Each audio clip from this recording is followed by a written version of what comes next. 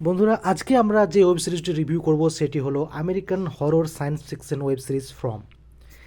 এই গল্পটি একটি অদ্ভুত ও রহস্যময় শহরকে কেন্দ্র করে আবর্তিত হয়েছে।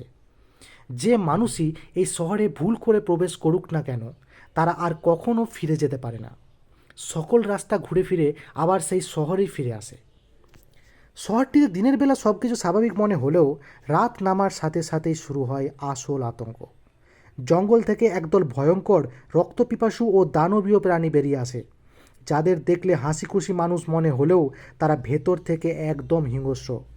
সূর্যাস্তের পর শহরের সব বাসিন্দাকে কোনো না কোনো নিরাপদ আশ্রয়ে তালাবন্ধ হয়ে রাত কাটাতে হয়।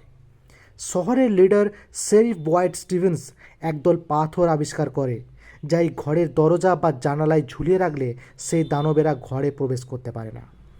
কিন্তু নতুন কোনো ফ্যামিলি বা মেম্বার এই শহরে ভুল করে ঢুকে পড়লে এই শহরের সমস্ত কমিউনিটিতে বিশৃঙ্খলা শুরু হয়ে যায়। এরপর শহরের বাসিন্দারা নতুন নিয়মকানুন মেনে একে অপরের সহায়তায় বেঁচে থাকার লড়াই চালিয়ে যেতে থাকে এবং শহর থেকে বের হওয়ার বা এর পেছনের যে রহস্য তা উন্মোচনের চেষ্টা করতে থাকে। এই ওয়েব সিরিজটি দেখতে হলে আপনাদের অবশ্যই চোখ রাখতে হবে অ্যামাজন প্রাইমে। খুবই সুন্দর একটি ওয়েব সিরিজ, দেখতে পারেন।